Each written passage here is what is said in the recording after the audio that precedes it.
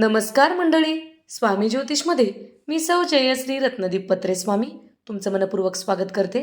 तर मंडळी, वैदिक पंचांगानुसार चालू वर्षाच्या म्हणजे 2026मध्ये पवित्र श्रावण महिन्यात 2 महत्त्वाची ग्रहणे होणार आहेत.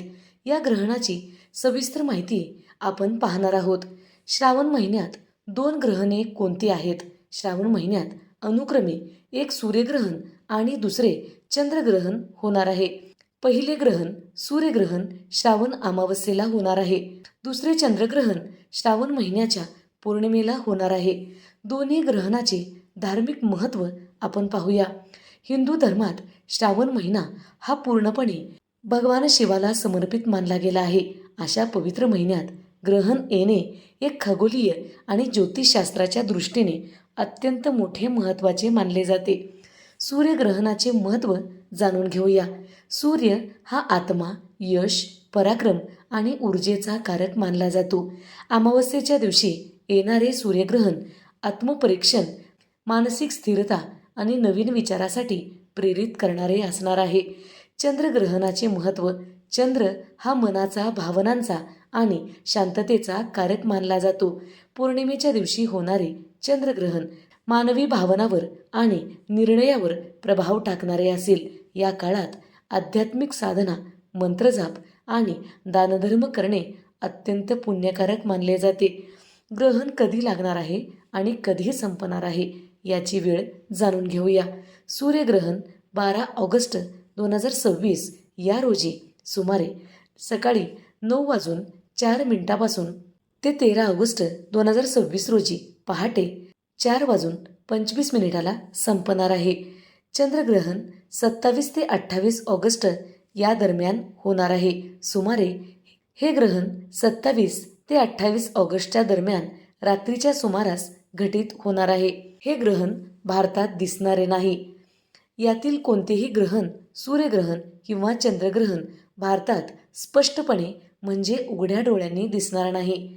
कारण जेव्हा हे ग्रहण लागेल तेव्हा भारतीय वेळेनुसार आपल्याकडे रात्रीचा वेळ असेल आणि सूर्य क्षितिजाखाली असेल.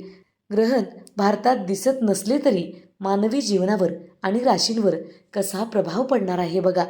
जरी ग्रहण भारतात दिसत नसले तरी खगोलशास्त्रीय आणि ज्योतिषशास्त्रीय नियम बघता त्यांचा सूक्ष्म ऊर्जेचा प्रभाव संपूर्ण सृष्टीवर आणि राशीवर पडत असतो. जगातील राजकारण, अर्थव्यवस्था, हवामान आणि जनमानसावर या ग्रहणाचे दूरगामी परिणाम होऊ शकतात. लोकांमध्ये मानसिक चलबिचल, निर्णय घेताना संभ्रम आणि उलथापालथ पाहायला मिळू शकते.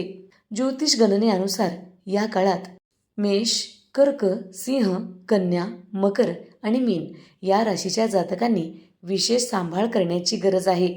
या राशीच्या व्यक्तींना मानसिक ताण, आर्थिक उलाढाल आणि आरोग्याच्या छोट्या छोट्या तक्रारीचा सामना करावा लागू शकतो.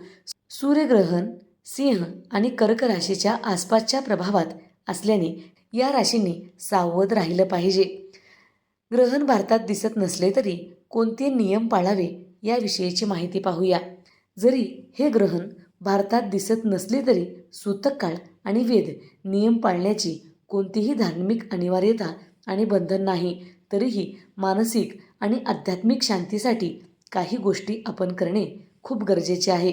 भारतात सूतक मान्य नसल्याने मंदिराचे दरवाजे बंद ठेवणे आणि खाण्यापिण्यावर कडक नियम पाळण्याची आवश्यकता नाही. गर्भवती महिलांनी किंवा इतर व्यक्तींनी कोणतीही भीती बाळगण्याची गरज नाही. तुमचे दैनंदिन अन्न जीवन नेहमीप्रमाणे चालू ठेवा. ग्रहण काळात किंवा रात्री रिकाम्या वेळेत देवांचे ध्यान करावे. विशेषतः ओम नमः शिवाय किंवा गायत्री मंत्राचा जप करावा. यामुळे मन शांत राहते. ग्रहण संपल्यावर दुसऱ्या दिवशी सकाळी स्नान करून गरजूंना अन्न, पांढरे वस्त्र किंवा धान्याचे दान करणे शुभ मानले जाते. नकारात्मक बातम्या किंवा विचारापासून या दिवशी दूर राहावे. शक्य तितका वेळ पुस्तकाच्या वाचनात किंवा सात्विक विचारात आपला दिवस घालवला पाहिजे.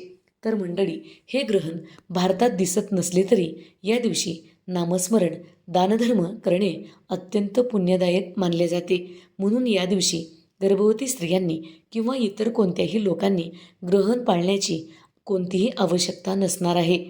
जर व्हिडिओ आवडलेला असेल तर नक्की लाईक करा, शेअर करा, सबस्क्राईब करा, बाजूच्या घंटीला ऑल करा. त्यामुळेच मी टाकलेले प्रत्येक व्हिडिओ तुम्हाला पाहता येतील. धन्यवाद. हर हर महादेव.